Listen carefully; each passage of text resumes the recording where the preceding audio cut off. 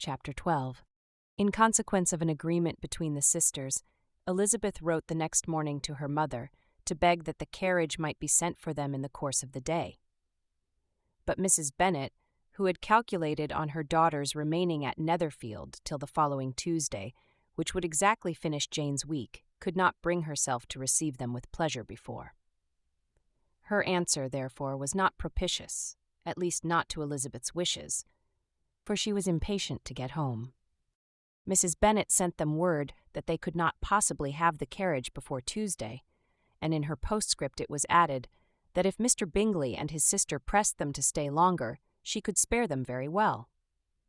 Against staying longer, however, Elizabeth was positively resolved, nor did she much expect it would be asked, and fearful, on the contrary, of being considered as intruding themselves needlessly long, she urged Jane to borrow Mr. Bingley's carriage immediately, and at length it was settled that their original design of leaving Netherfield that morning should be mentioned, and the request made. The communication excited many professions of concern, and enough was said of wishing them to stay at least till the following day to work on Jane, and till the morrow their going was deferred. Miss Bingley was then sorry that she had proposed the delay, for her jealousy and dislike of one sister much exceeded her affection for the other. The master of the house heard with real sorrow that they were to go so soon, and repeatedly tried to persuade Miss Bennet that it would not be safe for her, that she was not enough recovered, but Jane was firm where she felt herself to be right. To Mr. Darcy it was welcome intelligence. Elizabeth had been at Netherfield long enough.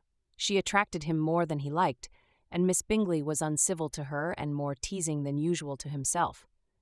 He wisely resolved to be particularly careful that no sign of admiration should now escape him, nothing that could elevate her with the hope of influencing his felicity, sensible that, if such an idea had been suggested, his behavior during the last day must have material weight in confirming or crushing it.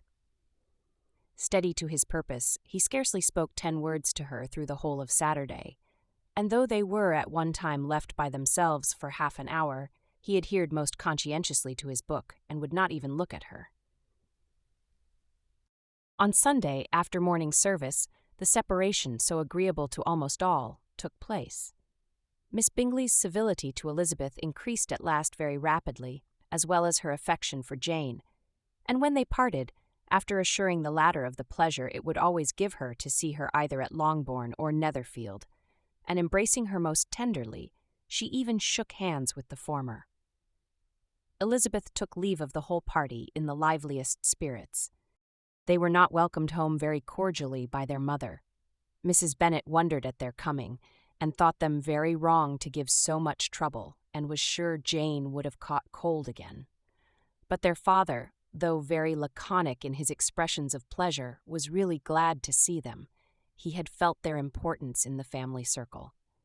The evening conversation, when they were all assembled, had lost much of its animation, and almost all its sense, by the absence of Jane and Elizabeth.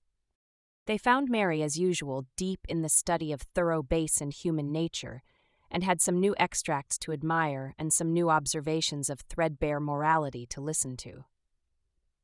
Catherine and Lydia had information for them of a different sort. Much had been done, and much had been said in the regiment since the preceding Wednesday. Several of the officers had dined lately with their uncle. A private had been flogged, and it had actually been hinted that Colonel Forster was going to be married.